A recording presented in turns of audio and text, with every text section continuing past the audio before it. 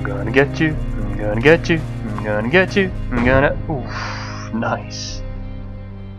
Hello everyone and welcome to this new Superbuild update. I've named it the Superbuild update because there are some new components that will allow us to significantly improve our building speeds in survival mode. So let's start from the start, shall we? From the start of this platform. Over here you can see that the design of the thrusters has been modified, so it actually looks a lot better now, whether it's for small ships or for large ships. So obviously these are for the large ship and these are for the small ship. They kind of have this jet engine afterburner feel, so I quite like that. It's quite nice. So as you can see here, you have large entry and exit doors and small entry and exit doors. Why is that? Now we're going to take a look at that in our little conveyor system over there in a minute. So we have the medium, large and small cargo containers, which have a different look and feel to them. And over here we have what is called the conveyor frame. Now again, what is this useful for? We shall look at that in our little system over there. Now this here is the collector. Again, it looks a little bit different with the small entry exit point and the large exit entry point. And over here we have the new large ship welder. Now that's one of the most important features today, because this will enable us to build things a lot quicker. And as you can see here, they've now implemented both the welder and the grinder for small ships, which is just brilliant in survival mode because you can't always afford to use these on a large ship. Here we have the new wheel designs.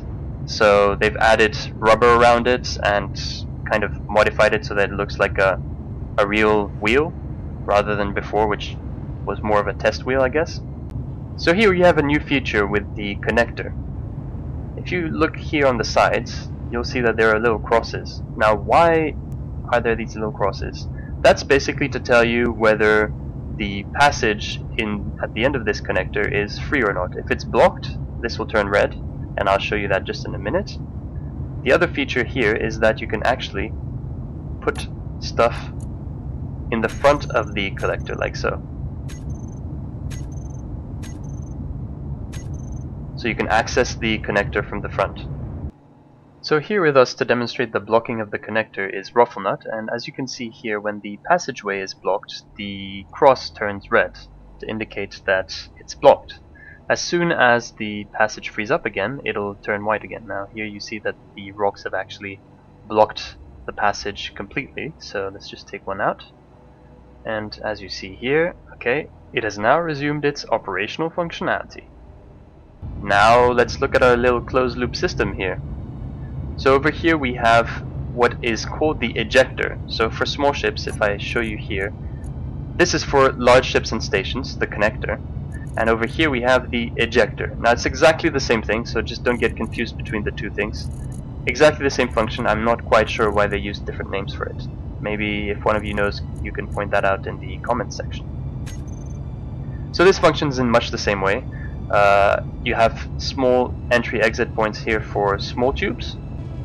And over here you can see how I've made usage of the small entry and exit points to connect the various parts of this system. Whereas here I've decided to use the large blocks. Now it's important to note that small tubes take up a 1 by 1 by 1 cube space, whereas the large blocks for small ships are 3 by 3 by 3.